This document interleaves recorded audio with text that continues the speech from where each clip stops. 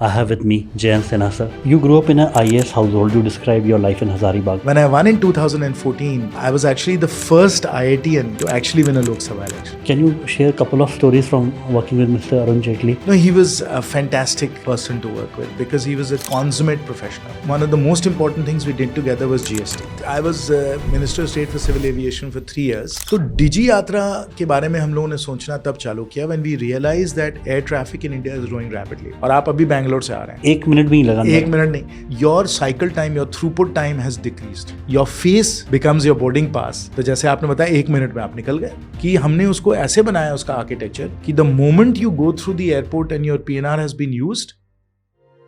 And in 2024, you said you want to dedicate the rest of your life towards accelerating a green future. So what do you mean by that? Accelerating our green future is really the mission that I have adopted for the next chapter in my life. I'm asthmatic. My kid has chronic cold. And today when we are having 23 million new babies, 50% of them are either prone to chronic cold, bronchitis or asthma. Children have lungs that are immature, obviously. When these 2.5 nanometer particles get lodged into these lungs that are developing, it impairs the lungs. It's really alarming when I think about it. We have to be below 50 every day. हम लोग तो routinely 200-300 झेल रहे हैं. So ये कैसे काम चलेगा? Everybody has to get involved. This is a national emergency.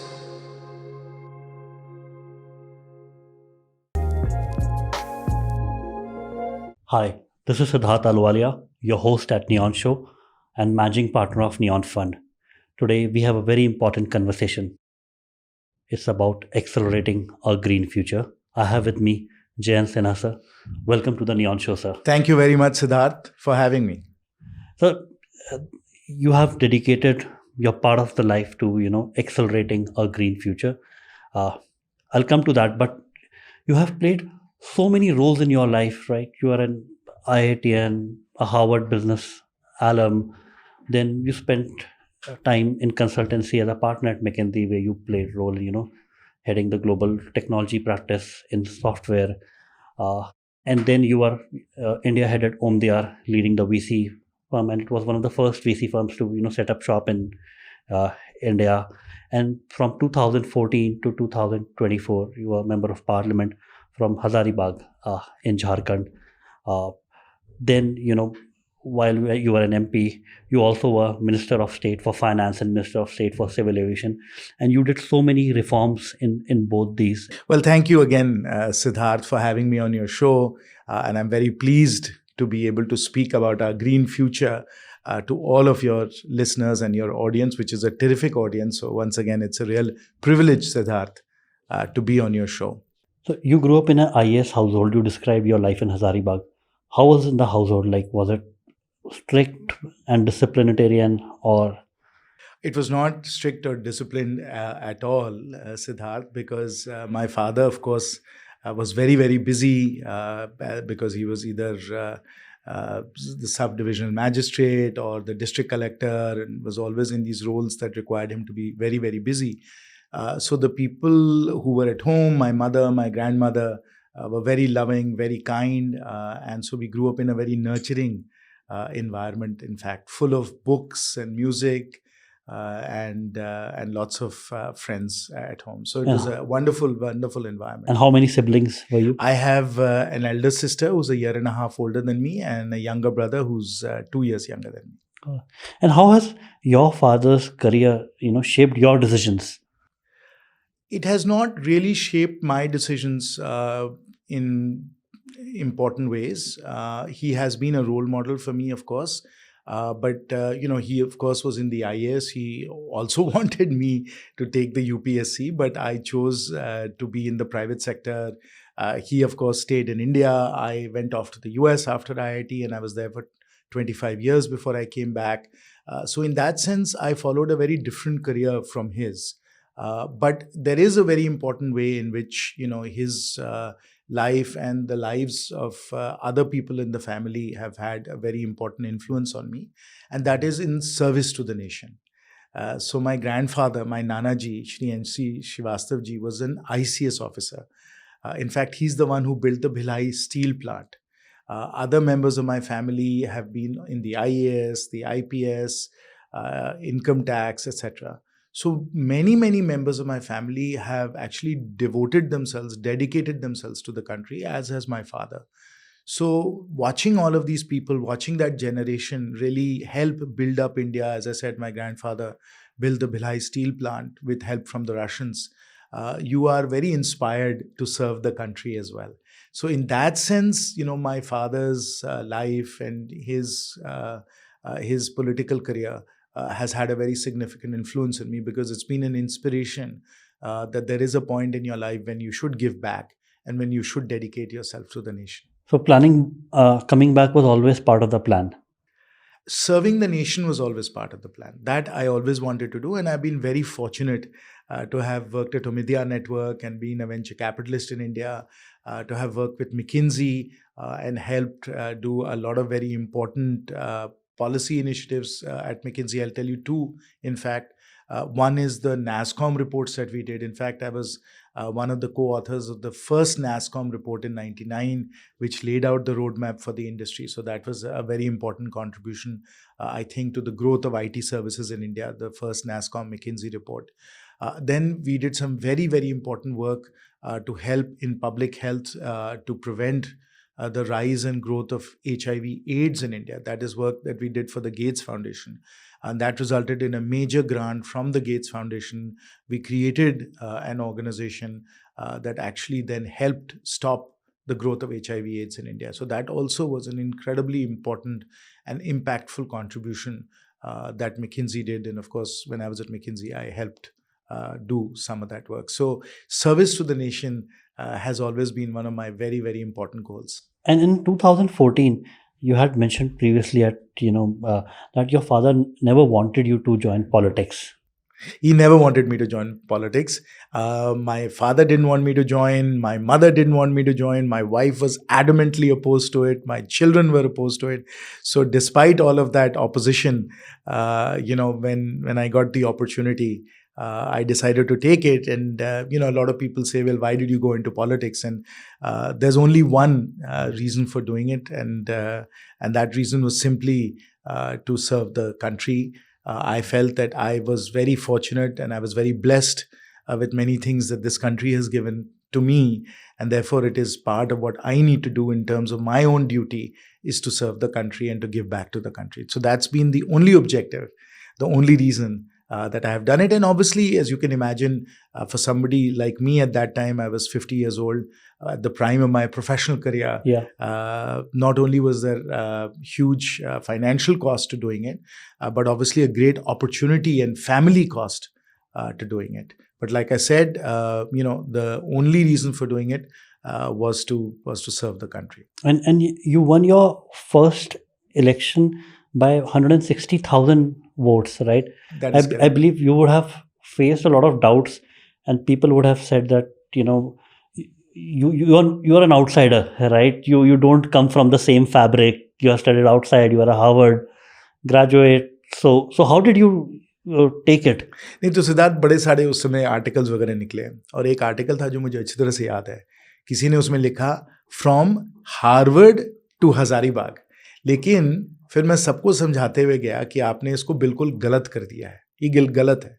ये फ्रॉम हार्वर्ड टू हजारीबाग नहीं है, ये फ्रॉम हजारीबाग टू हार्वर्ड है, क्योंकि जिंदगी का सफर इस तरीके से गया था. तो it was a full circle. मैं वापस वहीं पहुंचा जहां से मैंने अपनी शुरुआत की थी, जहां से ये मेरा सफर आरंभ हुआ था.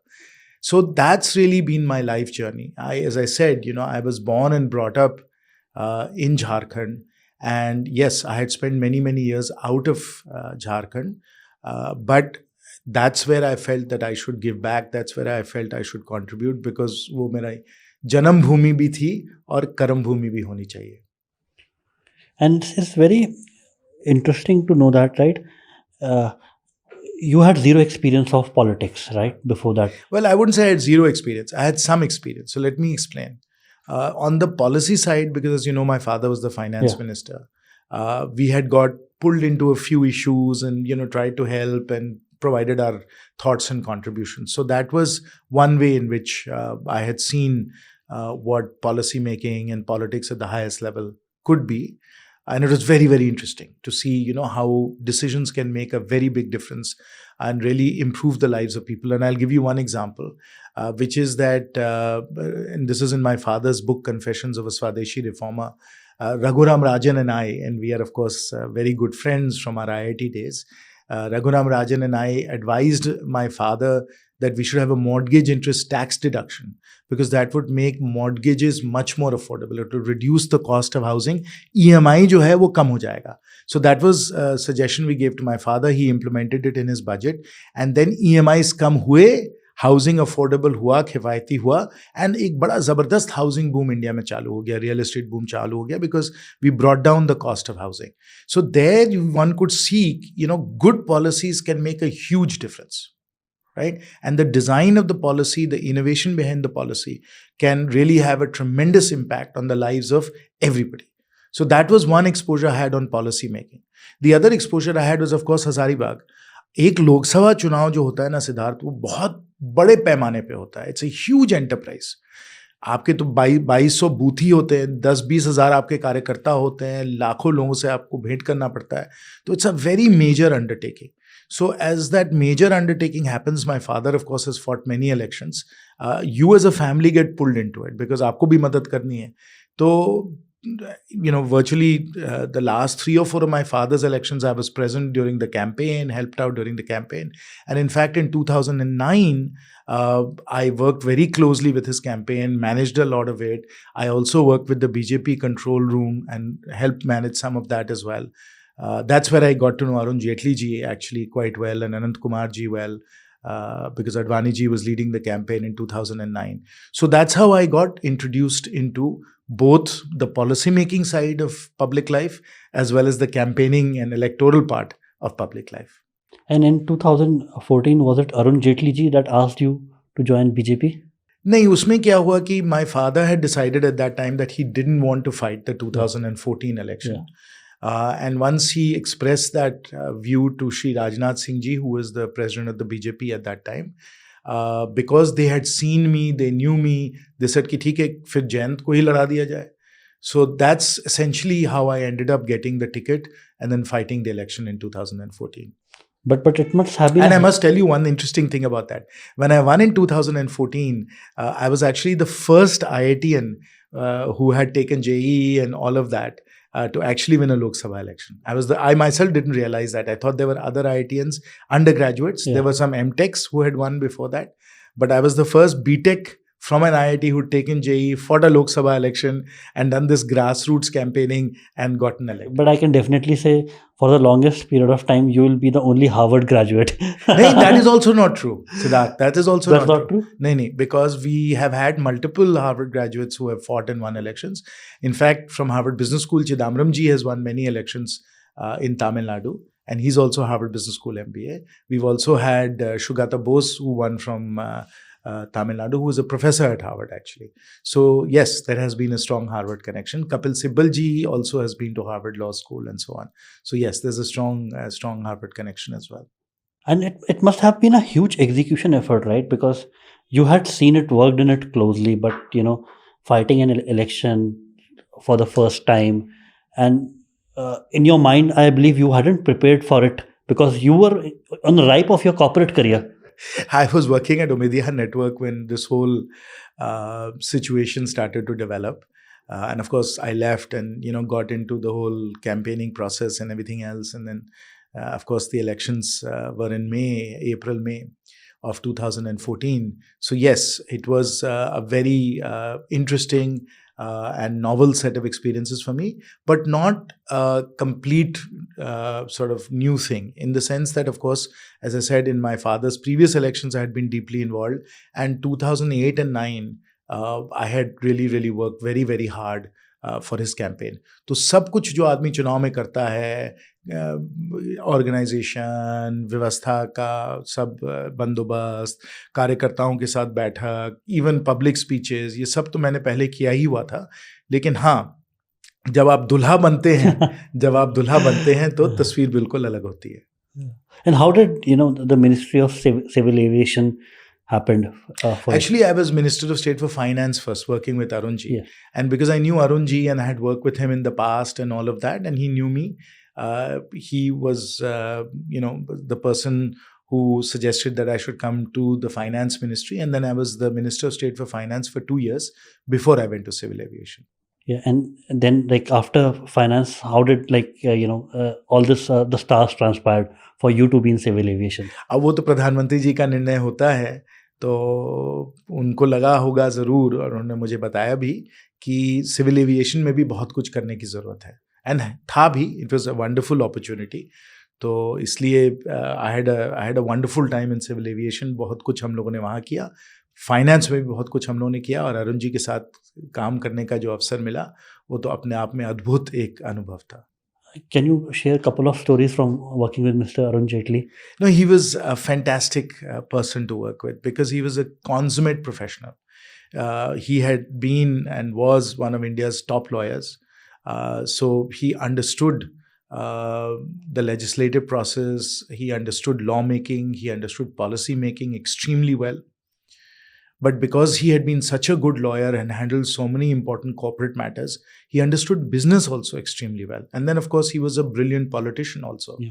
So working with him, I must tell you that it has been one of the most incredible experiences of my life. And because he was such a good professional, he knew how to empower the people who work with me. तो मुझे अभी भी याद है कि एक बार कुछ महीने बाद मैं जब फाइनेंस में था तो मैं उनके पास गया. मैंने उनको कहा कि सर, ये 4-5 बिंदु हैं, इनमें मैं काम करना चाहता हूँ, आपकी इजाज़त आप दें, आप इसको मुझे बताएं कि ये ऐसे होगा सकता है कि नहीं, एंड सो ऑन. तो he looked at that list. Sir, Jayant, पूछने की क्या ज़रूरत थी, मुझे पूरा विश्वास है आप पे, जो आप ठीक समझिए करिए, और अगर और भी कुछ है तो वो भी ले आइए. तो I was so thrilled by that. I felt so empowered कि अरुण जी को इतना विश्वास है, इतना कॉन्फिडेंस है, और उन्होंने मुझे बहुत अवसर दिए. And we did some remarkable things together. I think one of the most important things we did together was GST. And it was because of his great leadership and the Honorable Prime Minister's support and inspiration that we got something like GST, which is a groundbreaking, path-changing reform for India done. And Arun ji ने उसमें बहुत कमाल का उसमें काम किया था. Then, of course, together we created the National Investment and Infrastructure Fund, NIF, which is India's sovereign wealth fund, and now India's largest investment fund, domestic investment fund, which is NIF. And मुझे याद है कि when I wrote the memo and I wrote all the notes for it कि भाई ऐसे से करेंगे, उनके पास मैं गया डर के, सर ये है, इसमें प्राइवेट ओनरशिप होना चाहिए सर, नहीं तो वो इंडिपेंडेंटली नहीं चल पाएगा. तो मैंने कहा नहीं, बिल्कुल प्राइवेट ओनरशिप बिल्कुल होना चाहिए. तो मैंने कहा सर 50-50 पब्लिक प्राइवेट. उन्होंने कहा नहीं, 50-50 नहीं, 51% प्राइवेट होना चाहिए, 49% पब्लिक होना चाहिए. That is a historic decision because that has really enabled us to create a sovereign wealth fund that is driven by commercial sort of interests, that makes the right investment decisions and really enables us to attract more capital, more investors, and really contribute to India's growth. So I think NIF is again a very groundbreaking reform, fantastic thing that we did together. I'll give you another example. Higher Education Financing Agency. So Smriti Irani ji came to me and said, we need to be able to provide more support to our universities. They need to build hostels, they need to build office buildings. पर वो budget से उसमें हम लोग कर नहीं पाते, क्योंकि बजट से 200-500 करोड़ एक IIT को हम लोग कैसे दें, क्या किया जाए. तो अरुण जी के साथ मेरी बातचीत हुई. उन्होंने कहा कि कुछ इसमें नया हम लोग कुछ निकालते हैं, let's be innovative. So then we created the Higher Education Financing Agency. We gave it a capital contribution of only 10,000 crores as equity, and then we could lever that up to actually then create a financing agency that can have a loan book of 1 lakh crores. So today, the Higher Education Financing Agency, I think last I looked on this website, had loaned out between 40 to 50,000 crores to all our top educational institutions so that they can build hostels and they can build offices and so on, and then they service that from their revenue. So मैं तो मजाकिया तौर पे ये कहता हूँ कि IIT Delhi का सबसे बड़ा डोनर तो मैं हूँ, क्योंकि हायर एजुकेशन फाइनेंसिंग एजेंसी ने IIT दिल्ली को ही 1500-2000 करोड़ दिए हैं, जिससे हॉस्टल बने हैं, ऑफिस बिल्डिंग्स बनी हैं, वगैरह वगैरह. तो अगर हम लोग हायर एजुकेशन फाइनेंसिंग एजेंसी नहीं क्रिएट करते तो ये नहीं हो पाता. Alternative investment funds. It's very interesting that Sri Shaktikanta Das ji and I sat down and worked out the whole structure of alternative investment funds. You were telling me that you have an AIF. Yes. And one of the very important things that we had to figure out is what is the tax treatment of AIFs. So what Shaktikanta Das ji and I, put in place was the ability for AIFs to be taxed only once in the hands of the eventual owner of the AIF. The AIF is not taxed separately from the owners of the AIF. It's only once it's taxed through pass-through taxation.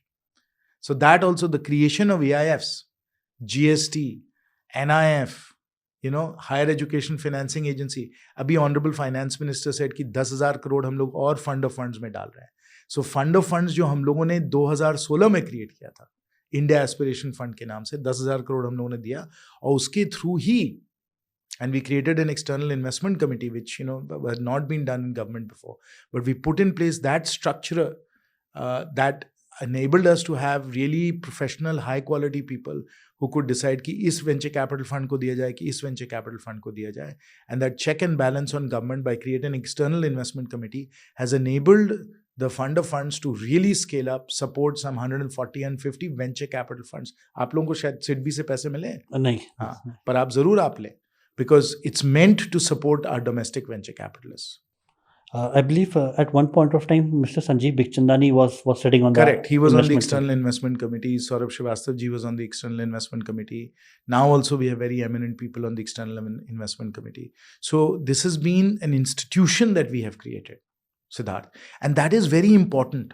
This idea that we have to create institutions so that वो सिर्फ आज उसका भला ना हो, आज उसको हमको लाभ न मिले, लेकिन दशकों तक हम लोगों को उसका लाभ मिलता रहे.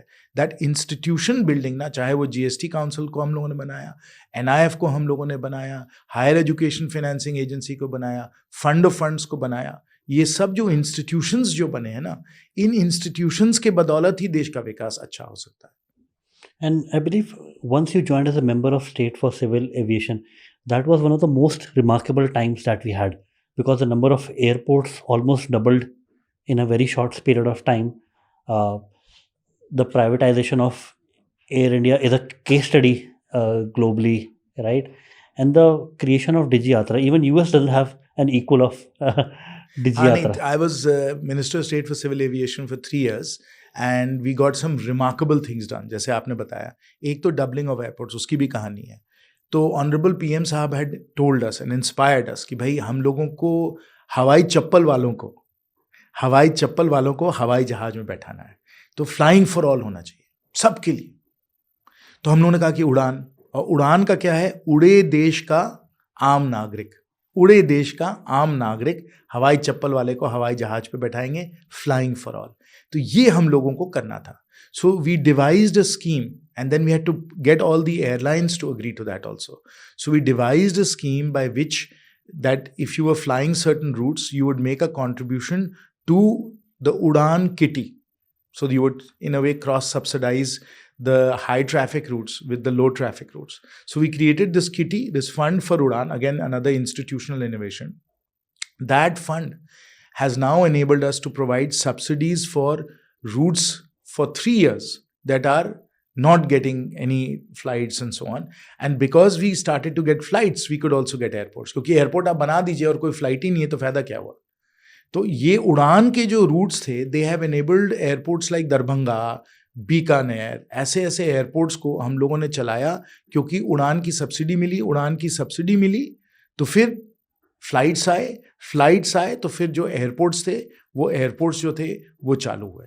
So that way, because we were able to get UDAN flights, UDAN routes, and there are some 300 plus UDAN routes now that are operating, that we created out of nothing. These airports got started. अब आप दरभंगा जाके, सिद्धार्थ, जरा लोगों से पूछिए कि आज के समय आप दिल्ली जा सकते हैं, आप बैंगलोर जा सकते हैं, आप मुंबई जा सकते हैं, कितनी जगह आप जा सकते हैं. तो दरभंगा का तो कमाल हो गया, झारसुगुड़ा का तो कमाल हो गया, बीकानेर का तो कमाल हो गया, कोयम्बटूर का कमाल हो गया, ये उड़ान रूट्स के कारण. एंड अगेन इंस्टीट्यूशनल इनोवेशन कि जो ट्रैफिक रूट्स हैं वहाँ से क्रॉस सब्सिडी लेकर लो ट्रैफिक रूट्स में हम लोग डालें एंड उसको हम लोग चलाएं. To do that also we had to do a lot of research, a lot of work. We studied 2 or 3 other such programmes that exist. This cross subsidy programmes, एक US में चलता है, एक ऑस्ट्रेलिया में चलता है. उन सब चीज़ों को हम लोगों ने देखकर हम लोगों ने तय किया. तो ये सोच विचार करके, इंस्टीट्यूशनल इनोवेशन करके हम लोगों ने किया। अब मैं डिजी यात्रा की कहानी बताता हूँ आपको। तो डिजी यात्रा के बारे में हम लोगों ने सोचना तब चालू किया when we realise that air traffic in India is growing rapidly. Now obviously because of Covid there was a bit of a halt for a while, but it has now again started to grow in volume terms by 7 or 8% a year. तो ये steadily every year ना volume is growing.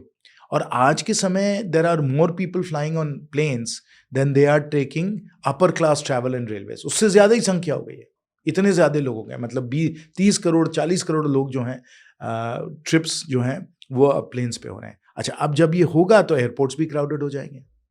अब airport crowded हो जाएगा तो लोगों को सुविधा भी नहीं मिलेगी, people are not going to get through airports quickly. Plus अगर एयरपोर्ट्स क्राउडेड हो गए then you have to build more airports, उसका भी खर्चा, और वो खर्चा जो है वो तो पैसेंजर को ही बेयर करना है। So if we can increase throughput, जितनी तेजी से आप एयरपोर्ट से निकलिए सिद्धार्थ, और आप अभी बैंगलोर से आ रहे हैं, डिजी यात्रा का उपयोग जरूर किया होगा। एक मिनट भी नहीं लगा, एक मिनट नहीं। So think of it, your cycle time, your throughput time has decreased, right?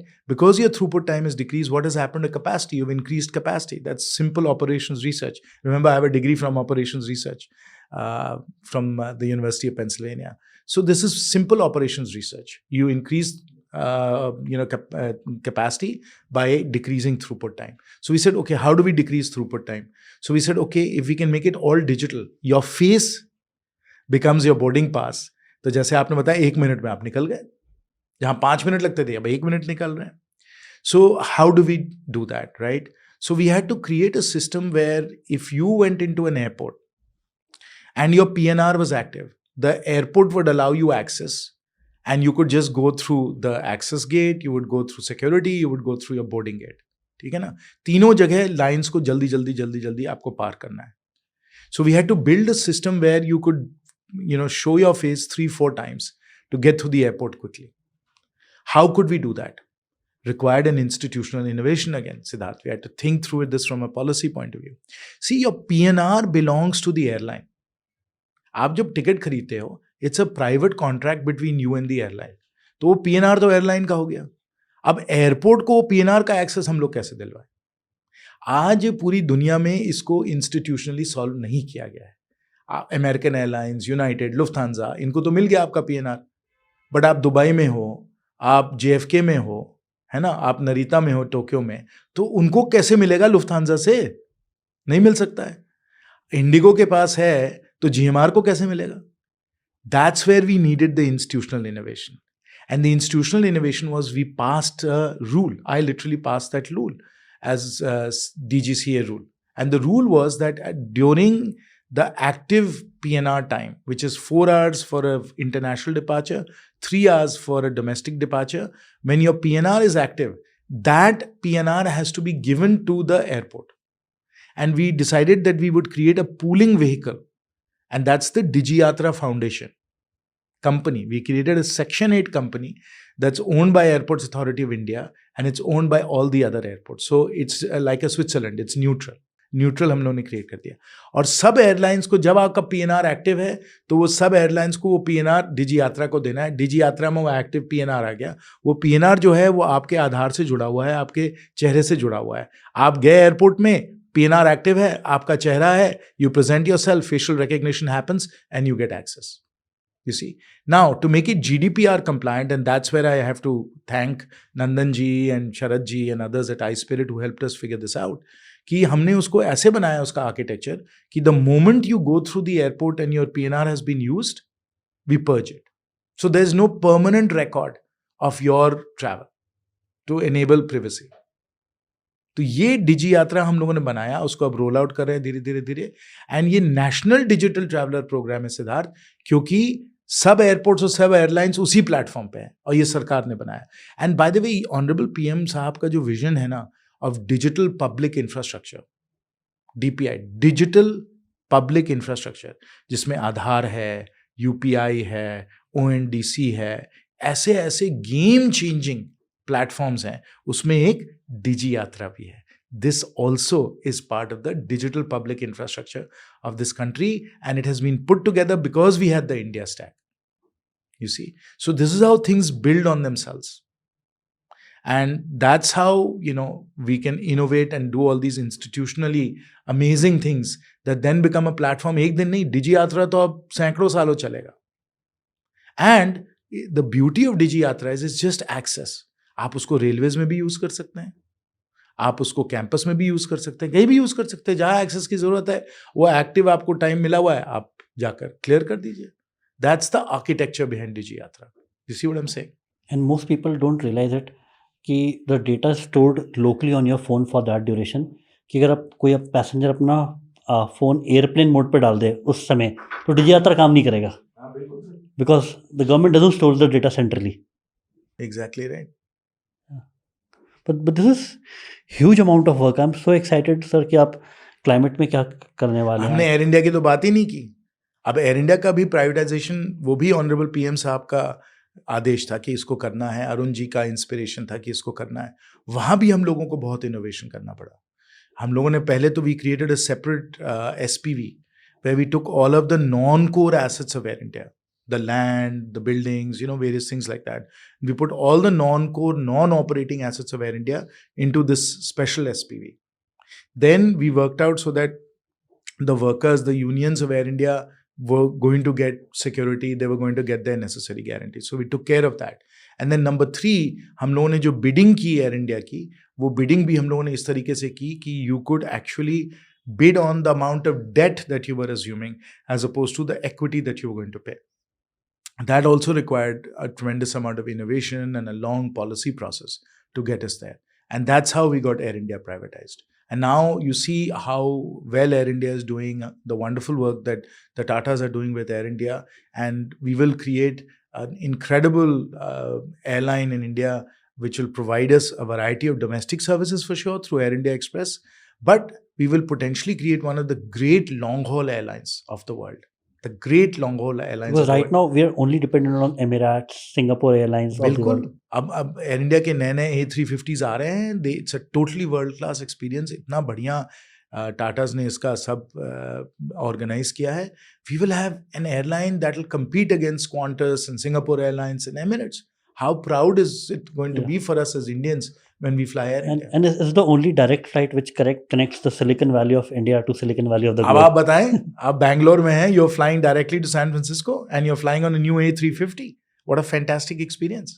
Isn't that phenomenal? Now think of the impact it has on India's growth when we have these kinds of services. You fly direct from Bangalore to San Francisco. You fly direct from Delhi to New York. You fly direct from Mumbai to Tokyo, for instance. These services are going to be phenomenally important for India's growth and development. And what we found was that, any investment in aviation has a 6x multiplier on economic sort of growth. So aviation is one of the highest multiplier industries in the world. And that's what we've unlocked with Honorable PM's vision of flying for all. हवाई चप्पल वाले भी हवाई जहाज पे बैठेंगे. But it requires so much institutional building and so much thought process behind it. I'm amazed कि now seeing from an ordinary man's eyes कि क्या इसके पीछे. नहीं वो तो है Siddharth. And as you know, my goal, as I said right at the beginning, was to serve the country. So when you get an opportunity, when it's your privilege to be in these roles, you really want to come up with the best ideas, speak to the best experts, so you can do the best for India and its people. Yeah, I think these stories need to get out because the public perception is that things move slowly, but so much has happened in such a short period of time. नहीं वो है Siddharth. We have done a remarkable amount of work over the last 10 or 11 years. However, I am not in the least bit satisfied with how much we've done. We've got to do a lot more. And I'll give you an example. So मुझे अभी थोड़ी फुर्सत मिली है, तो I've been traveling around. तो मैं Paris Olympics में था. पेरिस ओलंपिक्स में बड़ा हम लोगों का अच्छा हो गया कि हम लोग थे मेन स्टेडियम में जब नीरज चोपड़ा को जैवलिन में सिल्वर मेडल मिला. बड़े बहुत हम लोग खुश हुए, है ना. तिरंगा लेकर हम लोगों ने फोटो खिंचवाए, नीरज चोपड़ा जी के साथ फोटो खिंचवाया. बहुत अच्छा लगा, बहुत ही अच्छा लगा. अगले दिन हम लोग डाइविंग स्टेडियम गए. डाइविंग स्टेडियम में उस दिन 5 गोल्ड मेडल मिलने के लिए थे. 5 gold medals were on offer. 5 out of the 5 gold medals went to China. 5 out of the 5. That entire stadium, Siddharth, was colored red, रंगा हुआ था लाल चाइनीज फ्लैग्स के साथ. तब मुझे लगा कि हम लोग बहुत आगे आए हैं, लेकिन हमारा मुकाबला चाइना से है, अमेरिका से है, जर्मनी से है, जापान से है, और चाइना भी बहुत आगे बढ़ गया है. तो इट्स नॉट कि हम लोग एब्सोल्यूट टर्म्स में कितना हम लोग आगे बढ़े. We have grown dramatically and done a lot of things in absolute terms, and it's fantastic what we've done in absolute terms and relative to our past. That's brilliant. But I'm a very competitive person, right? I'm an extremely competitive person, and I've competed at the world stage for my entire life. I want India to be number one. I want India to be number one. And to be number one, we have to outcompete the US, we have to outcompete China, we have to outcompete Japan, we have to outcompete Germany. That's what we have to do. That's the best service we can do for our country, is to outcompete. And when we outcompete, we are going to create the jobs, we are going to create the prosperity, and we are going to create that shared green future that I spoke about for our people. And that's my mission. And in 2024, you said you want to dedicate the rest of your life towards accelerating a green future. So what do you mean by that? So accelerating our green future is really the mission that I have adopted for the next chapter in my life. And when I talk about accelerating our green future, there are three parts to it, and we should try and understand all three parts. So green future, our, and accelerating. What do I mean by our green future? All of us who live in India recognize that the path that we are on right now has to become much greener and more sustainable. Our cities are dealing with traffic, with air pollution, with waste, with garbage. It's getting warmer because of global warming. Delhi, for example, is going to go to a max temperature in the mid 50s. We are going to have heat waves where the temperature is going to be more than 50 degrees for perhaps a month at a time. So we understand that the trajectory that we are on right now is not very sustainable. That to make it sustainable, we need to have a green future. All of our vehicles have to become electric. All of our energy generation has to become from renewables. We have to be able to reduce carbon emissions in everything that we do. And even as we are moving towards the green future, we also have to think about what's called as adaptation. Because the world, Siddharth, is going to be a lot warmer than it is right now. And when the world is a lot warmer, not only are we going to have to deal with heat waves, we're going to have to deal with drought, we're going to have to deal with sea level rise. So there are a whole host of very damaging consequences that are going to happen and that we have to protect against. So we have no choice but to move to a green future where we can prevent and avoid all of these very major climatic changes that are coming. So that's the green future. We need a green future. The current path that we are on is not sustainable. Then our. There's a very important aspect to our, Siddharth, because our means joint. It's not good enough if you live in a bubble. If you're a rich person living in a bubble and you say, okay, fine, I'll put on air conditioning and I'm going to be okay. No, it's not going to be okay. Because if we are not inclusive in this, if we don't ensure that everyone is able to deal with these very big changes that are coming, it's going to be very difficult for us to have a well-functioning, inclusive society. And we know with air pollution, no matter how much we put our air filters on, we are still dealing with 400, 500 AQI. So it's a shared future, it's a joint future, and it has to be inclusive. That, Siddharth, is also very important. Then let's come to accelerating. We are doing a lot already. India is a leader as far as the green future is concerned. We are doing perhaps more than virtually any other country in the global south. But we still have to accelerate. We still have to accelerate. The speed at which we are going right now is not enough. And I'll say the final point in all of this, Siddharth, which is acceleration is very important. I don't know if you have children, Siddharth, but I have a 5-year-old. 5-year-old.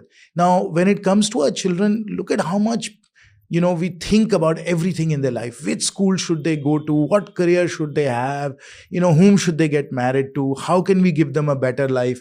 So we are spending so much time thinking about our children, but we also have to think about their futures. And as I said, we have to accelerate their green future, because if we don't do that, the world that we will be leaving behind for them will not be a world we would want to live in. So accelerating our green future is a very, very important thing for all of us. And it is definitely my mission as well. So want to take back a step and think about the cause and effect. All the harm, I believe, has been caused in the last 30 to 50 years kind of a time frame. So let me explain why we are seeing these incredible climatic changes. And of course, there's air pollution and then health effects associated with that. Largely, Siddharth, it's because of fossil fuels. Before industrialization happened, and most people kind of look at industrialization from 1850 onwards. Before industrialization happened, we weren't burning so many fossil fuels. We were not using petrol or diesel or coal that much. Once industrialization started, we started burning fossil fuels. Now I'm a chemical engineer from IIT, right? So I can tell you that when you burn fossil fuels, you are putting carbon dioxide into the atmosphere, you're putting carbon particles into the atmosphere. And when these carbon particles go into the atmosphere, Siddharth, they create like a blanket around the earth. So they go into the earth's atmosphere, and it's as if you are taking a blanket or a quilt and you're wrapping the planet with a quilt. रजाई आप ढांक दीजिए, पृथ्वी पे जब आप रजाई ढांकिएगा तो फिर गर्मी तो होगी ही होगी. So this carbon that we are putting into the atmosphere is like we've wrapped the earth in a blanket, and as a result, the temperature of the earth is increasing day by day. Now, there's been a lot of research on this, of course. So pre-industrialization, carbon parts per million in the atmosphere were about 200.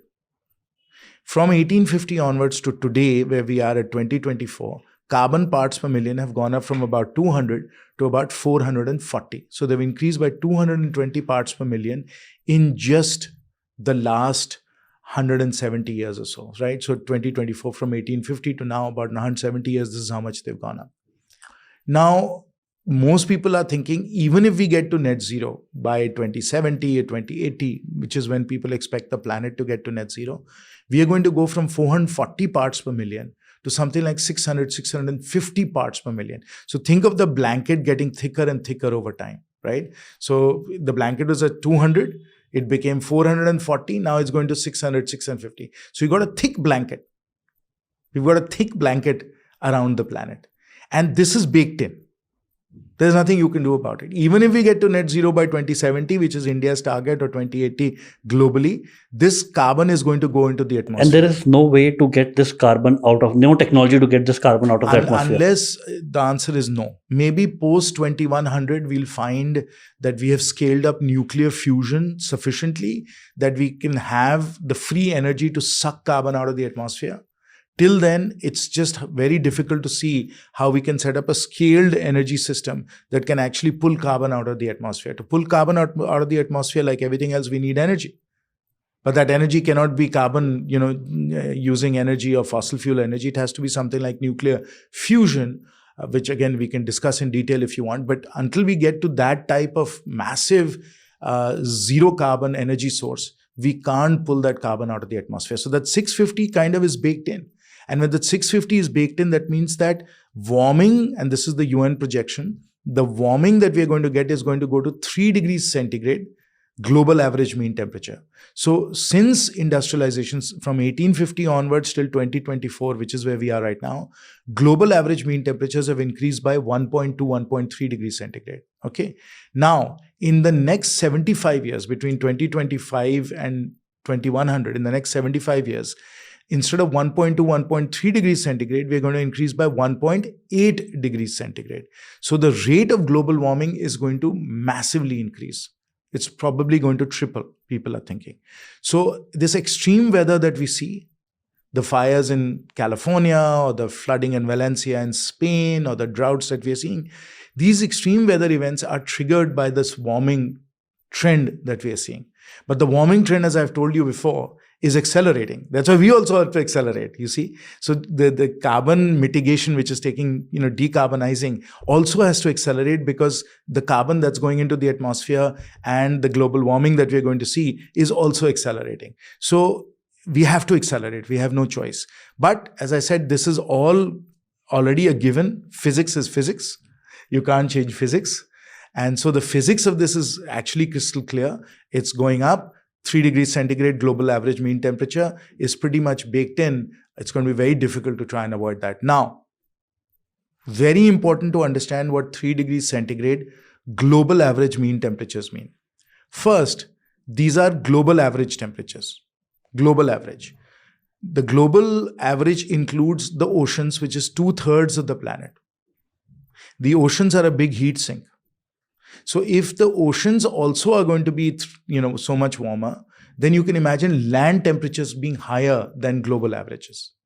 So land temperature may be higher than 3 degrees, may even be 3.2, 3.3 degrees. 4 or 5 degrees. 4 or 5, I don't know, but 3.2, 3.3 global average land temperatures, not planetary temperatures. And then, as I said, these are mean temperatures. They don't talk about maximums. So therefore, people are asking and trying to understand, let's take Delhi. Delhi gets very warm in the summer. We've already had temperatures close to 50 degrees in Delhi. What is Delhi's maximum temperature going to go to by 2060, 2070, in the next 20, 30 years? You will certainly be around for that, Siddharth. I don't know if I'll be around, but you'll certainly be around. People are saying that maximum temperatures in Delhi are going to 50 plus degrees centigrade, maybe 55 degrees centigrade. And we could easily have heat waves in Delhi that run for 50 degrees centigrade for a month. When it's that hot, even at night, it's very, very hot. So you pretty much need air conditioning throughout the day. Now, if you need air conditioning throughout the day, where is that electricity going to come from? Are you going to run more coal-fired power plants? If you're going to run more coal-fired power plants, तो फिर आपका और carbon का emission होगा और गर्मी होगी, तो एक बड़ा विशियस साइकिल बन जाता है Siddharth.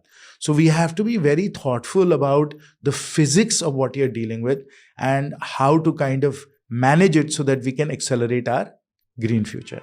In India, 23 million new babies are born every year, highest globally. I think in China, the number is somewhere around 9 million, right? And we are talking about, India being a developed country by 2047. But, you are moving on a war footing. What don't realize is the number of new babies that are getting born. They are getting born into a future, if we don't work on it, where the air is unbreathable. Right now, it's only Delhi for the 4 to 5 month period where Delhi becomes almost impossible to live in. The water, because of, Well, in Bangalore, Siddharth, you've dealt with the water issues. And so we don't want a country which is developed economically, but, the air and the water is not. But usme, Siddharth, we have to think about something else also. Yeah. See, economists have a concept called a climate damage function. To think that we will continue to grow at the rates that we would like to become a developed India, and that climate is not going to damage that economic growth rate, economists will tell you that that is something that may not happen, that there may be a climate damage function, that our economic growth cannot be taken for granted. Because remember, badi garmi ho jaye. ठीक है ना, construction is a very big employer in India. A lot of our GDP is driven by construction and real estate. अगर बड़ी गर्मी है, 50 degree centigrade है बाहर, अरे भाई काम कौन करेगा? We already know that there are heat action plans and so on. When it gets to a certain temperature post 45, you stop all work. So वो तो economic impact तो इसका पड़ेगा ही पड़ेगा, climate damage function. फिर आपकी flooding हो जाए, droughts हो जाए, agricultural yields कम हो जाए. In 23, I will tell you, because we had a very warm winter, March and April were very, very warm. Wheat yields went down. So agricultural yields were affected. फिर agriculture का growth नहीं होगा अगर इतनी गर्मी हो जाती है. So that is another factor to consider. अच्छा, फ्लडिंग हो गई, again you can not have agriculture, that also creates issues. So there are many channels by which climate damage can actually impair our economic growth, and we have to be thoughtful about it and understanding about it. Now, the good news is we have time, we understand.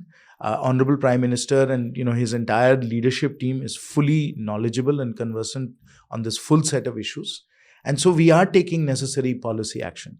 But it is very important that we have to also inform everyone. Everybody needs to understand that it is our shared future that we are working towards. All of us have to play a role. सिर्फ ये policy काम नहीं चलेगा, सब लोगों को जन आंदोलन इसका बनाना पड़ेगा. And now want to talk about initiatives that you have started or you are part of right now. You mentioned in our offline conversation that there's $1 trillion needed. Where do we get it? How do we get it? तो $1 trillion तो हम लोगों को लेना ही पड़ेगा. See, there's been a lot of economic analysis of what it will take for India to get to net zero by 2070. There's a lot of work that I and many others have done, very detailed economic modeling. I'm now a professor in practice actually at the London School of Economics, where we're doing further research on this as to how much money we will require and where will that money come from. And I can discuss that in detail with you.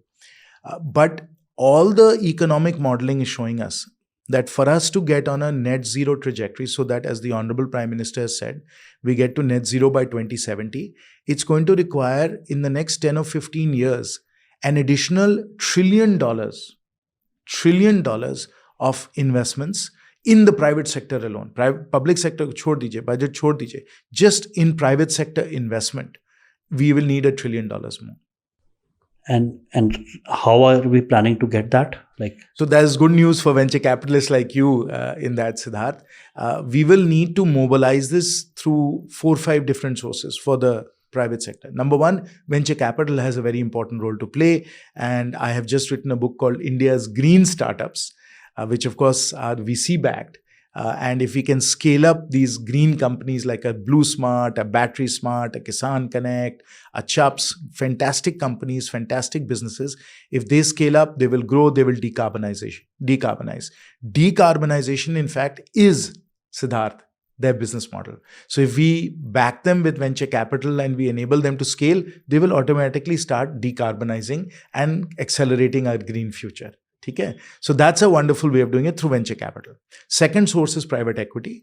And again, in private equity, when you take somebody like Blue Smart that's growing, they almost have 9,000 electric vehicles right now.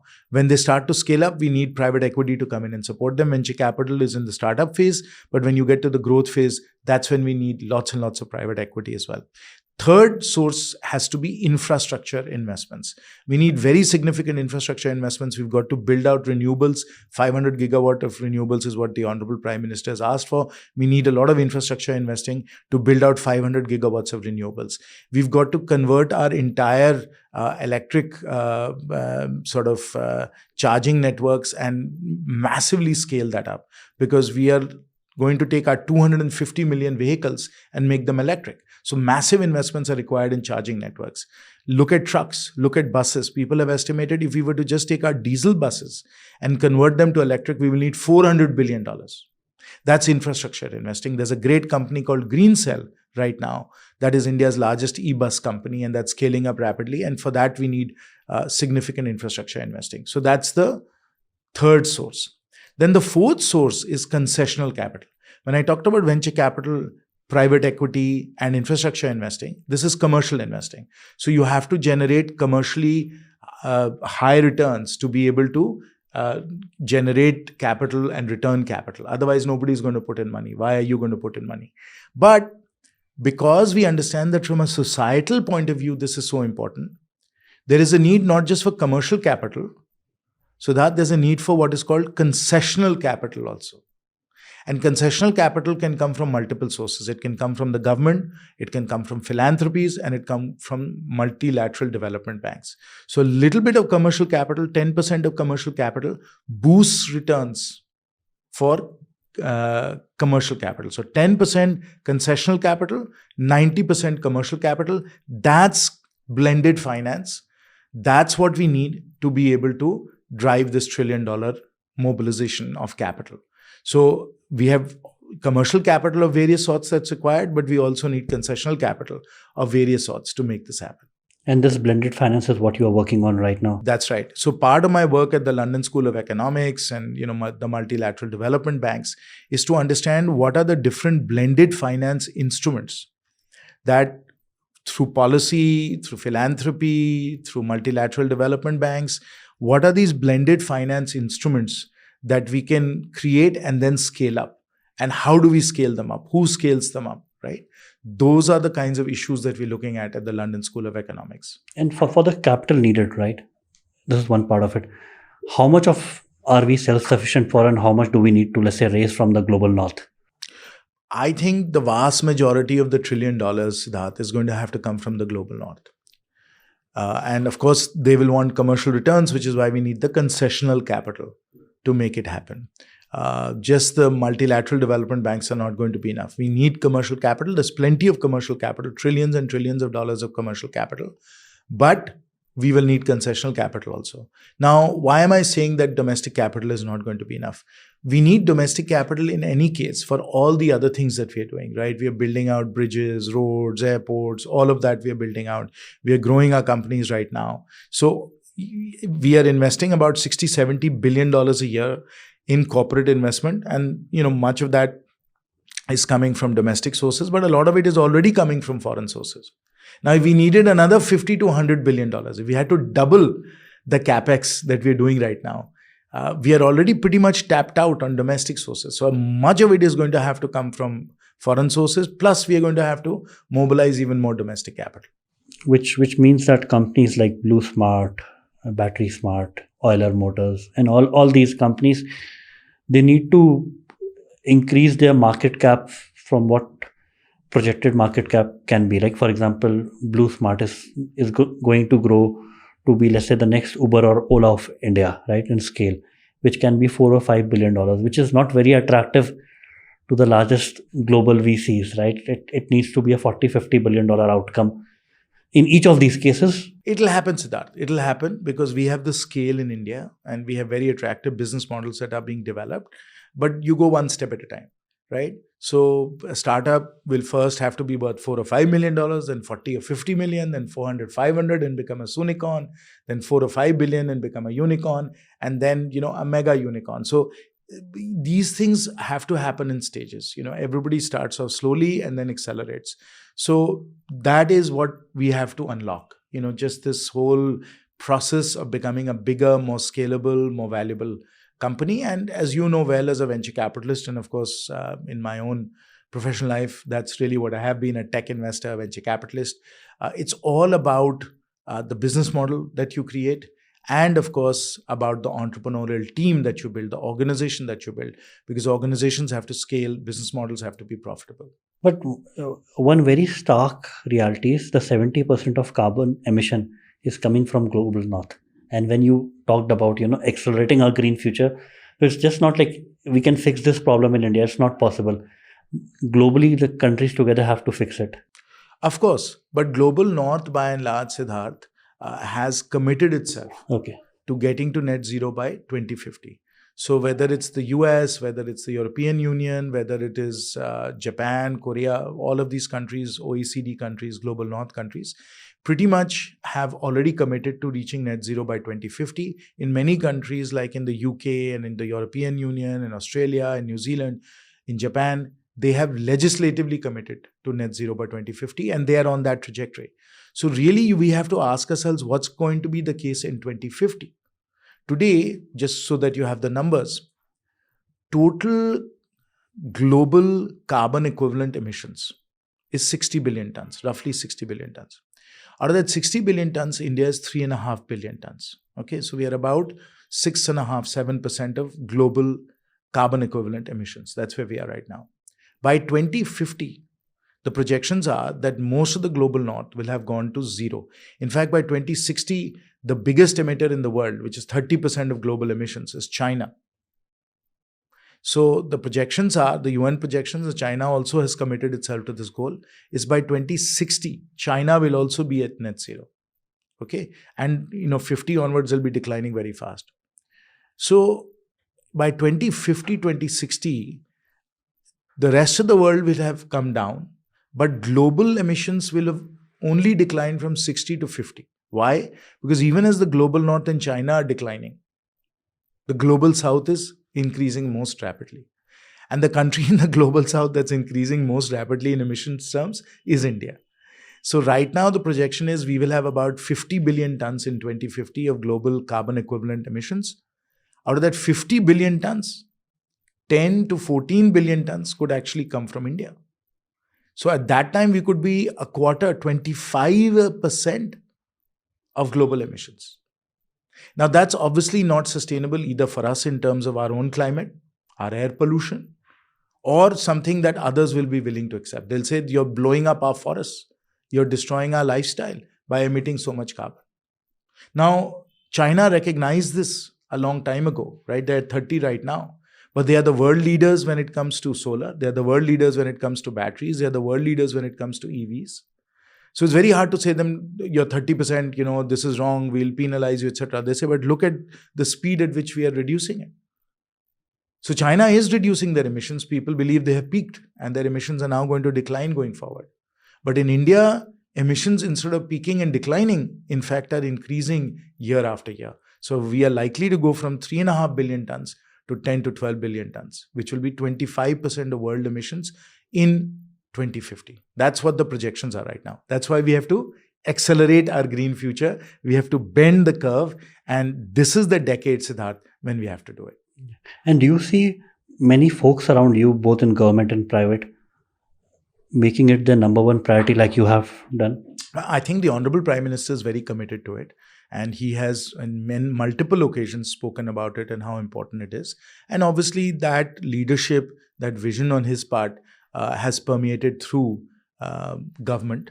And I think everybody in government is very focused on this goal. And it's very important now for the people of India and businesses in India and investors in India also to be very focused on this goal. We are doing it to accelerate our shared green future. Please recognize that this is not an ESG thing. This is not कि भाई कहीं दूर कोई कुछ इसका कर रहा है. नहीं यार, ये अपनी जिंदगी की सवाल है. आपको जिंदगी की चिंता है कि नहीं है? बच्चों की चिंता है कि नहीं है? It's as basic as that. When you get into a car, do you put on your seatbelt? Absolutely. This is like putting on your seatbelt. So everybody has to do it. There's nothing to it. It's just what you need to do to have a safe world. I think to just put numbers right, I'm asthmatic, my kid is chronic cold, yes. And today, when we are having like 23 million new babies, 50% of them, which is like 11.5 million every year, are either prone to chronic cold, bronchitis, or asthma. And you know why that is the case, Siddharth? The medicine and the health aspect of it is that children have lungs that are immature, obviously. Yes. Those lungs are forming. When these 2.5 nanometer particles get lodged into these lungs that are developing, it impairs the lungs, it damages the lungs. आपके lungs जो हैं वो नष्ट हो जाते हैं. तो जब बच्चे जब बड़े होते हैं उनके लंग्स में इतनी उनको दिक्कत होती है कि उनको एस्मा हो जाता है. तो as a parent aren't you concerned? And by the way there is a lot of medical research that shown कि जब बच्चे जो हैं बड़े होते हैं और ये नैनोमीटर पार्टिकल्स जो हैं 2.5 नैनोमीटर पार्टिकल्स वो उनके ब्रेन्स में, उनके दिमाग में चले जाता है, तो कॉग्निटिव डेवलपमेंट भी है वो डैमेज हो जाता है. तो आप समझिए कि कितनी हानिकारक इसके प्रभाव होने वाले हैं. It's very damaging for us. So we have to be alert to these things. That's why we have to accelerate our shared green future. And one case study is Beijing, right? Globally. 2013, when we see images of Beijing, it was filled with smog, exactly, or worse even than Delhi of today. And now they have fixed it, right? Even in the worst months, the AQI is 40 or 50. And why haven't we ourselves learned like how to fix Delhi? It's a very complicated problem. And it requires action at all levels of government, whether it's the central government, the state government, local government. It requires action at all levels. But it also requires people to care about it. अभी दिल्ली का चुनाव हुआ तो air pollution बड़ा मुद्दा था? नहीं, बड़ा मुद्दा नहीं था. तो जब तक वो बड़ा मुद्दा आम जनता के बीच में नहीं बनेगा, तब तक राजनीति में लोग इसको ज़्यादा ध्यान नहीं देंगे. So first and foremost, everybody has to recognize how important this set of issues is. I mean, it's like a slow motion COVID. Covid में आपको ऑक्सीजन नहीं मिला तो लोग कितना करहा रहे थे, लोग कितना पीड़ित थे. अब आप सोचिए कि स्लो मोशन आपको ऑक्सीजन नहीं मिल रहा है, तब क्या होगा भाई? It's really alarming when I think about it, right? And हमें मुझे लगता है कि AQI मेट्रिक और भी मेट्रिक्स हैं, एटलीस्ट ये हमारे डैशबोर्ड्स पे होनी चाहिए. नहीं वो हैं भी. आप अपने वेदर ऐप को देखिएगा. If you look at your weather app on your phone every day, you can see the AQI, right? And please understand, WHO says that if your AQI is more than 50, you are already in a dangerous zone. We have to be below 50 every day. हम लोग तो routinely 200, 300, 400, 500 झेल रहे हैं. So ये कैसे काम चलेगा? And until people recognize that this is a matter of life and death for them, and they don't mobilize behind it, we will not see the action that's necessary, whether it's businesses, whether it's governments, whether it's the public sector. So everybody has to get involved. This is a national emergency. As you correctly point out, in Beijing, it was viewed as a national emergency and everybody did what was necessary. Today, you go to Beijing, all their buses are electric. All their two-wheelers are electric. 54% of the cars that they're buying are electric. All the thermal power plants, the coal-fired power plants have been taken far away from Beijing. And all the polluting industries have been taken out of Beijing. So the air in Beijing is now clean. 40-50 चल रहा है वहाँ. तो अरे आप दिल्ली में भट्टी तो देख लीजिए, दिल्ली में कितनी भट्टियां चल रही हैं दिल्ली के बाहर. आप दिल्ली में कंस्ट्रक्शन हो रहा है तो आपको ईंटों की जरूरत है, तो भट्टी चला रहे हैं आप, भट्टी चला रहे हैं तो धुआं भी जा रहा है, धुआं जा रहा है तो पोल्यूशन हो रहा है. तो ये सब चीजें जो है, we have to understand how these things are interconnected and it starts with physics and science. This is not, something that's magic. This is simple science. And you are right? If people compare it, that this is like a COVID-like situation, but a COVID spread across 10 years. Slow motion COVID है, slow motion death हो रहा है आपका. मैं बता दूं, मैं अभी हाल में कोई हमको इसने आंकड़े दिए कि कैंसर रेट्स जो है ना, लंग कैंसर रेट्स, ये बहुत तेजी से बढ़ रहा है. Even in non-smokers. Passive non-smokers. So why is it increasing among non-smokers? It's increasing because these 2.5 nanometer particles are going into our lungs and are causing lung cancer. And let's understand that it's not about smog. It's not something that you can actually see with your eyes. 2.5 nanometer particles are so small you can't see them in your eyes. So it may look like a very clear day. It may look like a very clear day. But those 2.5 nanometer particles are there. They're from construction dust. They're from the cars. 40% of it is from, cars. Then there are these diesel generators that are running. They are spewing. Then there's all these factories and coal-fired power plants that are spewing. And then, of course, in October, November, we have the stubble burning. तो ये सब एक ऐसा toxic, जहरीला एक gas बन जाता है कि मतलब क्या बताएं. And you are right. Just the government intervention is not enough, because if people themselves are not alarmingly worried about it, then how can government? Government obviously responds to what the people want, and yes, it's also necessary for government to be proactive. Government has been proactive, but it has to really be something that's uppermost in people's minds also. In 2021, you were responsible for passing the net zero bill, right? Please tell us more. Just to correct you there, Siddharth, I didn't pass the net zero bill. It was a private member bill that I, put in the process, and it has been tabled as a private member bill. But for a bill to pass in Parliament, it has to be debated, discussed, it has to go to committee, and then it has to be passed by the Lok Sabha and the Rajya Sabha. That's a very long multi-year process. All I have done is begun the conversation around net zero and how a net zero bill could be created for India, and that is the private member bill that I have tabled in Parliament. And what does this bill entail? Like, what's written? So what I did was, and I was helped by two of my legislative assistants, Ritika and Amisha, who did a wonderful job on this. We studied legislation around the world, which are designed to get us to net zero. In particular, the European Union, the Australian and New Zealand bills, and the UK bills. And we took the best features of those bills. We thought about how it could be best implemented for India, and then we crafted a net zero bill. So that's out there. It's on the Lok Sabha website. I have introduced it. And so it can serve as a model for a net zero bill if and when the government decides to introduce it. And would love to know, like, when did you yourself, start preparing yourself for this battle? I think growing up and being born in Jharkhand meant, of course, that I would be drawn towards these environmental issues, and I have been drawn to them from my childhood, because Jharkhand is a very beautiful state, full of jungles and wildlife, and that is the environment I have grown up in. And so when you see your environment getting damaged, getting hurt, you really, really start worrying about it. And of course, Hazaribagh is a very big coal mining district, and we have lots of coal-fired power plants as well. So you start to think about what the impact they're having. We've had, elephant corridors that have been disrupted. When I was a child, we still had tigers in Hazaribagh National Forest. वो सब चला गया है. तो ये सब जो होता है देखकर तो बड़ा बहुत दुख होता है। और हजारीबाग को जिस प्रकार से कोल माइनिंग ने नष्ट किया है, ये अत्यंत दुखद है, बहुत ही दुखद है। Can you recall your earliest fond memories of Hazaribagh? Like what was it like? नहीं, हजारीबाग में आप मतलब समझिए कि एकदम शुद्ध झरने होते थे, शुद्ध झरने, क्लीन ब्यूटीफुल प्रिस्टीन वाटरफॉल्स, सब जगह जंगल था, हाथी, हिरण, लोमड़ी, गीदड़ सब जगह थे, सांप, ये सब, मोर थे, मतलब इट वाज पैराडाइज। बचपन में कोई ट्रैफिक नहीं था। And you were living in IS quarters. I mean ठीक है, my father was in the IAS, तो हम लोग के घर बंगलो अच्छे हुआ करते थे, तो naturally you saw all that, है ना। तो झील थे, मतलब इतना बढ़िया था, मैं आपको क्या बताऊं। वो मेरे बचपन, दुमका, हजारीबाग, गिरिडीह, ये सब मेरे बचपन के यादगाश है। सो ये तो हम लोगों ने देख ही लिया है ज़िंदगी में, एंड अब धीरे धीरे ये ख़त्म होते चले जा रहा है। So that is a very sad thing.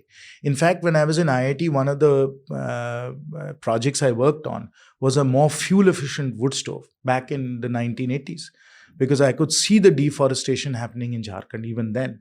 And I said कि भाई अगर इसको deforestation को रोकना है, how do we make our chulhas more fuel efficient? So as a chemical engineer, I tried to make chulhas then more fuel efficient. And I worked on that, all these many 40 years ago. So I have been very committed to the environment and how we are using energy and how to protect our environment ever since I can remember. And something we don't realize is, as population, that some of these things are irreversible. मतलब एक बार जो आपने बताया झरने destroy हो गए, ये जंगल destroy हो गए, it's almost impossible to plant them back. मतलब एकदम ही इरिवर्सिबल नहीं है, बट हाँ, समय लगेगा। It will take 30, 40, 50 years to restore those. You'll not see them in your generation or नहीं, वो मेरे जनरेशन में तो हम लोग नहीं देख पाएंगे। हम लोग धीरे धीरे फिर अब सब वृक्ष रोपण वगैरह अगर चालू करें तो बहुत समय लगेगा। और झरने वगैरह तो भूल ही जाइए, कितनी नदियों को ख़त्म कर दिया गया है, पोल्यूट कर दिया गया है। I mean, it's very sad. And what is Hazaribagh like now today? No, Hazaribagh is still a beautiful city. It's still a nice city. नाम ही हजारीबाग है. And the English, settled Hazaribagh in the mid 1800s because it was such a beautiful spot. So they were coming up the plains, the Indo-Gangetic plain. You get to Hazaribagh, it's an elevation of 2,500 feet or so on the Chota Nagpur plateau. And so when the rains come, all of the rivers flow down the plateau, and that's when you have the waterfalls and the rivers going down. The Damodar Nadi, the Suvarnanekar Nadi, ये सब Hazaribagh, Chota Nagpur plateau से ही आते हैं.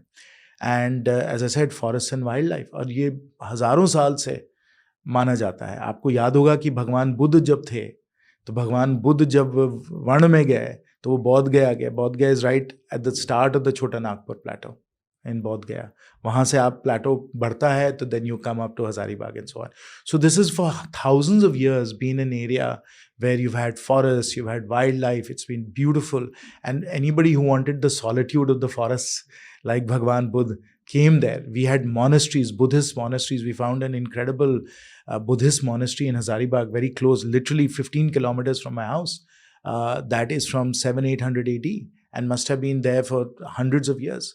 So Buddhist monasteries came into this very pristine wilderness so that they could be in this beautiful solitude. One, very important point I want to touch upon is with, the US President Donald Trump getting into power. Is this the green mission going to get accelerated, deaccelerated? It's going to have an impact, and it is something that we have to deal with for sure, Siddharth.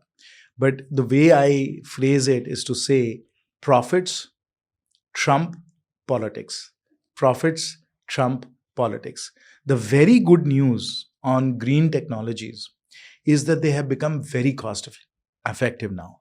Today, the cost of round-the-clock solar is actually lower than the cost of coal in many cases, particularly in India. Today, the cost of electric vehicles is lower than the cost of petrol and diesel vehicles. So we are in a situation where we have to adopt green technologies, not just because it's good for the environment or we're worried about carbon emissions. That, of course, should get priced in if we were looking at societal cost. But leave aside societal cost, just purely on private cost for you. If you have to buy an electric two-wheeler versus buying a petrol two-wheeler, just for you, independent of carbon, air pollution, all of that. you will still find it is better and cheaper on a life cycle basis, total cost of ownership basis. It's actually cheaper for you to have an electric two-wheeler. तो आप उसको जरूर खरीदिएगा. Same way for a discom, it's actually cheaper to have solar power than it is to have coal power. तो ठीक है, तो solar power आप खरीदिए. So profits and cost effectiveness will take you very far. And for the next 10-15 years, as far as India is concerned, हम लोगों के पास enough opportunity है green में invest करने के लिए. The problem is what happens after that. क्योंकि अगर हम लोग अभी R&D ना करें, research ना करें, technology development ना करें, then 10 or 15 years later, it will be less possible to invest in these very profitable and cost-effective green technologies. That's what I worry about. So, for example, nuclear fusion. Again, as a chemical engineer, I have been following nuclear fusion. I've been very interested in nuclear fusion for a long time. Nuclear fusion is finally getting within the zone of commercial viability. In the next 10 or 15 years, it will become commercially viable. But we need that R&D investment to continue to make it happen. And what about the R&D spend of India? Like it's still like 0.75% of India's उससे भी GDP. कम 0.64%. 0.6. सिद्धार्थ, इससे काम नहीं चलेगा ना. अगर हम लोगों को दुनिया में नंबर 1 होना है, how much is China spending? 3%, which is like 18x of overall India's. सोचिए, right? Somebody sent me this number where they showed that total industrial R&D, the amount of R&D that Indian companies are doing, is $7 billion. The total industrial R&D, company R&D that China is doing, $350 billion. America almost $800 billion. यार कहाँ 7 billion? मैं आपको IIT की कहानी बताता हूँ. MIT, total budget $3 billion. Tsinghua University, which is in China, the MIT of China, total budget $1 billion. What is the budget of IIT Delhi or IIT Bombay? $100-200 million. How are we going to compete? This is after we have created higher education financing agency. तो हमें अगर compete करना है, as I said, it's not good enough to win the bronze medal. I'm not interested in the bronze medal. I'm interested in the gold medal, because if I get gold medal and I win lots of gold medals, then our people will prosper and flourish and they'll get good jobs. That's so important. Then what's the solution of then increasing our R&D spend to take it up to 3%? Wahi Siddharth, this is what we need to think about. And part of the reason why I have taken a step back and I've started work with the London School of Economics and other researchers is that we need to know what is the growth model, the economic development model that India should follow. We take it for granted that we're going to grow at 6 or 7%. But what is the impact of climate going to be? We don't know. What is the impact of technologies like AI going to be in terms of job creation? We don't know. So how do we find a pathway that will enable us to grow not just 6-7% but 8-9%? Because we have a demographic window. आपने बताया ना कि we have 23 million children being born every year. This is going to continue for some period of time, and then we have lots of young people. But if we don't take these young people and equip them well to compete and win in the 21st century green future that we're going to have, that digital green future that we're going to have, if they're not skilled and capable cognitively and physically to be competitive in that environment, दुनिया के Olympics चल रही है, वहाँ China gold medal लिया जा रहा है और हम लोग कुछ नहीं कर पा रहे हैं, because we are not equipping our people properly. So how do we equip our people properly so we win gold medal after gold medal in the 21st century? That is what we need to figure out. That is the development model that we need to understand. And while we're doing that, as we were discussing earlier, our cities have to be beautiful, they have to be vibrant, they have to be green. People have to be here, they'll want to live here. Thank you so much, sir. This conversation is monumental, I would say, right? I'm so honored to have this conversation today with you, and blessed that leaders like you are acting at war like urgency on the matters of critical importance. Like we don't want Delhi to be unlivable in the next 5 or 10 years. Neither do I. I don't want Delhi to be unlivable, Siddharth. I don't want Jharkhand, my own home state, to be unlivable. I want the beautiful, verdant green forests of Jharkhand to be back. This is what inspires me. This is why I serve the country and I serve all of you. So thank you very, very much for giving me an opportunity to be on your show and to talk about all of these very, very important and crucial issues with all of your listeners. Thank you so very much. Thank you, sir. मेरा हृदय से बहुत बहुत आभार.